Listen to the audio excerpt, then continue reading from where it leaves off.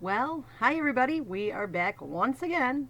This time doing chapter 11. But before I do, let's do some shout outs. Looking for Nick. Hey Nick, you finally made it. Yay, I'm so happy for you. Now, if we could just figure out how to send them through the Teams app. Somebody may still have to help him. I'm not sure. Reach out to him, please. Let him know that you can help him. Kaya, she's always the one girl that always says hi to me. I love it. Jackie, thanks for joining us finally. She's finally on Teams. And Jaylee's been doing an amazing job. Everything's all caught up with her. Adeline, hi, baby girl. She's doing a great job too. So, Ty's finally joined the ELA world of Enos. Thanks so much for coming along. And another shout out goes out to Julia today. So, I hope everything is going well with you all. Here we are. We're going to do chapter 11, which a lot of you did the vocabulary already, which is great. So when you hear the word, I don't know, stand up and shout at me. Not that I can hear you, but it'll give you something to do. Okay, so here we go. Chapter 11. Dun-dun-dun. Mom drove, both hands on the wheel.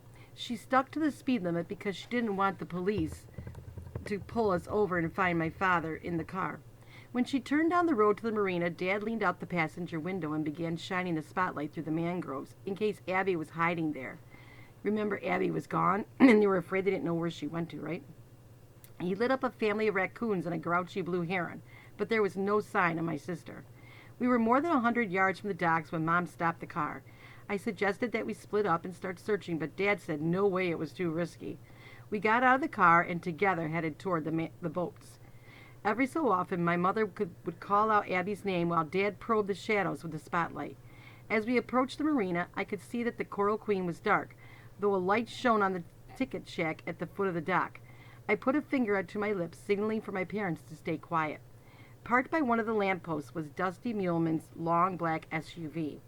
We huddled in the shadow of the broken sewage tank. Dad had snatched a rusty gaff from a dock box near one of the charter boats, and I could tell by the sound of his breathing that he was agitated and pumped up. Mom, however, remained calm. Dad said, "You two stay here. I'll go scope it out." "You'll do no such thing," my mother told him. "Tonight, we're a team." Dad started to argue, but then he stopped and cocked his head to listen. I heard it too. A man's laughter coming from inside the ticket office.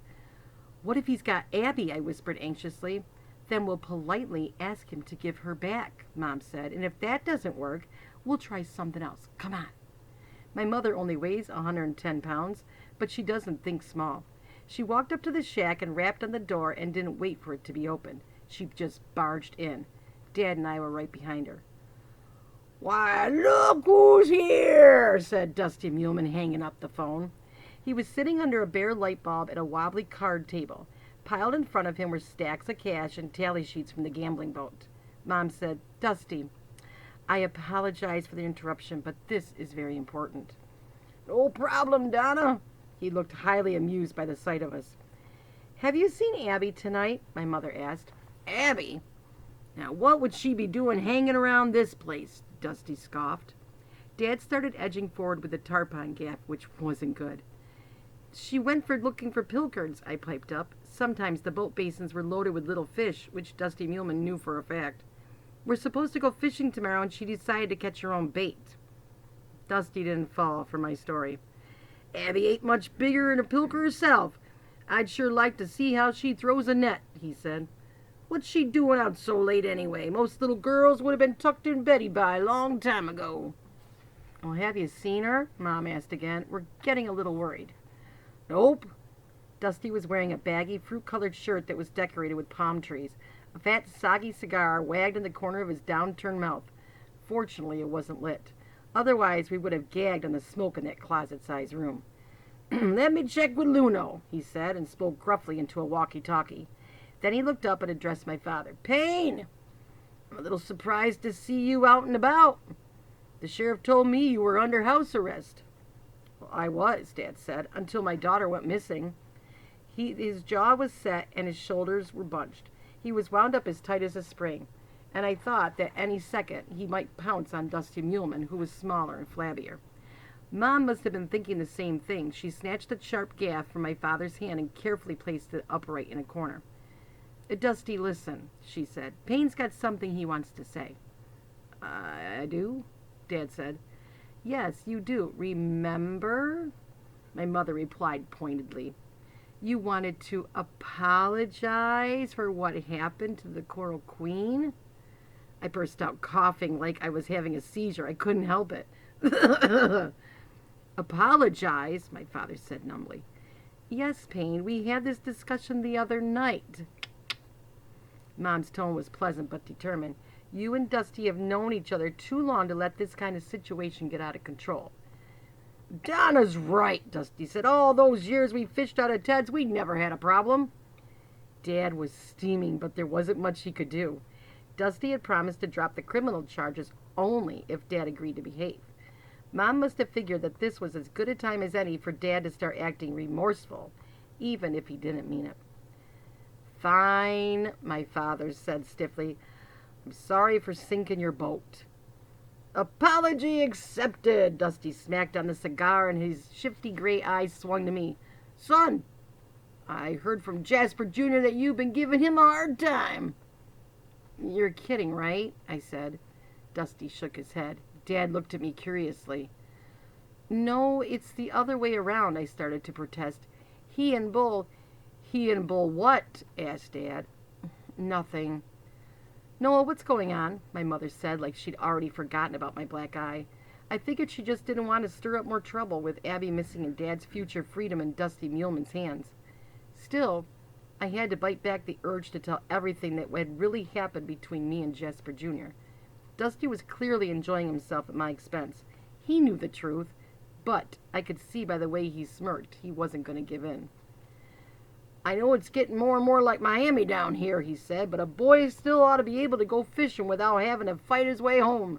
Don't you folks agree? Absolutely, said my mother, although this time I detected a slight chill in her voice. When she glanced at me, I knew that she didn't believe a word Dusty Muleman was saying. I also understood that she expected me to suck up my pride and do what was best for the family, as my father had done. Tell Jasper Jr. it won't happen again, I said to Dusty. That's the spirit! He gave me a gloating wink. The door swung open and Luno appeared. Up close, the man was even taller and uglier than I remembered. His slick, bald dome glowed pink in the pale light, and his smile was as crooked as his nose. A swatch of dirty-looking gauze was taped on one of his branch-sized arms, probably where my sister had chomped him. In one hand he carried a walkie-talkie like Dusty's. In the other hand was a half-empty bottle of beer. What's up, Chief? He said to Dusty. You seen a young girl hanging around the docks tonight? Girl. Little kid, Dusty said. Curly brown hair, if I remember right. Ash blonde, corrected my mother. Luno's shark eyes flicked to the wound on his arm. I wondered if he admitted to Dusty that he'd been bitten by a pint-sized trespasser. I also wondered if Luno recognized me as the one who'd slugged him that night on the charter boat. If he did, he didn't let on. His gaze revealed nothing but icy and casual indifference, and I had no doubt he was capable of anything, even killing life-speaking. Dad didn't seem even slightly intimidated by the bald-headed goon, which is one of my father's problems. Sometimes he doesn't know when to be afraid. No girl here tonight, Luno said with a shrug. We want to look around for ourselves, Dad declared. Dusty said, Luno says she's not here, she's not here. You could take it to the bank. Please, said Mom, we won't be long. Suit yourself, I got nothing to hide. Dusty took the cigar out of his mouth. So, Payne, I meant to ask you, how are the anger management classes going? Part of the deal for Dusty dropping the charges was that my father would sign up for professional counseling. Dad thought it was ridiculous, of course. My mother said, we've got an appointment with a therapist in Key Largo as soon as Payne gets off the house arrest. Outstanding, said Dusty. Yeah, I can hardly wait, Dad mumbled. Listen, man, you can't go around sinking other people's boats just because you get some wacko idea in your head, Dusty told him. You need to get a grip, seriously. Oh, he will, Mom said. My father's face reddened. Let's go look for Abby, I said. Luna went along, probably to make sure that we didn't go snooping anywhere. Dusty didn't want us to go. We traipsed from one side of the basin to the other, up and down the charter docks. Dad and Mom kept shouting my sister's name, but the only response was some crazed dog barking its head off. A big old German shepherd that one of the captains kept chained on his boat. When we returned to the ticket shack, the light was off and Dusty had gone. Luno leaned against the fender of his beat-up station wagon and folded his beefy arms. "See, girl, no here," he said. "You go away now." Mom and I turned to leave, but Dad didn't move. He stood there nose to nose with Dusty's goon. It was too dark to make out their expressions, but the tension in the air was like the hot static buzz you feel before the first clasp of thunder. "If anything happens to my little girl," Dad warned in a low voice, "I'll be back for you and your boss man." Luno grunted out a harsh chuckle and rasped something in a foreign language. Whatever he said, it didn't sound like he was the least bit worried about my father's threat. Mom spoke up. "Payne, let's go." Being a sensible person, she was nervous in Luno's presence. "Payne, please," she said again. "It's late."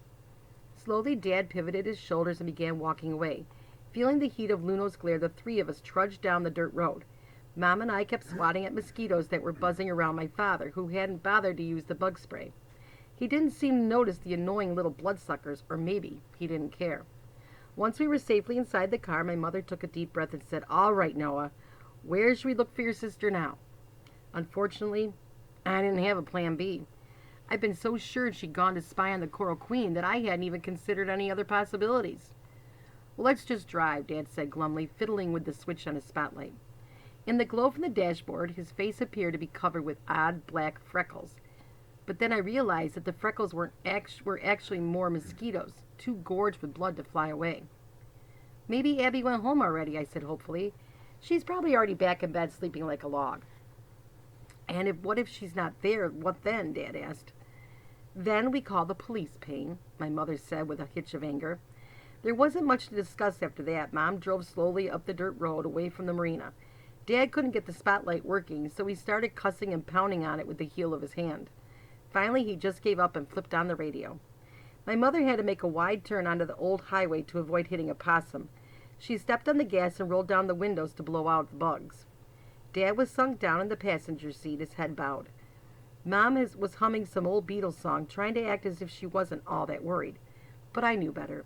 She was doing 52 in a 30-mile-per-hour zone, which for her was some kind of speed record. We had gone maybe a mile or two when I spotted a flash of something in the distance along the side of the road, something larger than the usual Keys critters. "Mom, slow down," I said. "What?" My father looked up. "Donna, stop!" he exclaimed. "Oh, for heaven's sake," Mom said, and hit the brakes. Together we broke out laughing, all three of us in pure relief.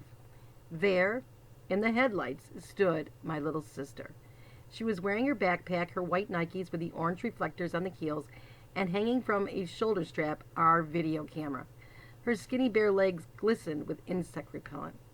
As always, Abby was well prepared. She grinned and stuck out her thumb. "How about a ride?" she called out. And that, my friends, is the end of chapter 11. Diddle-dun. Till the next time, bye.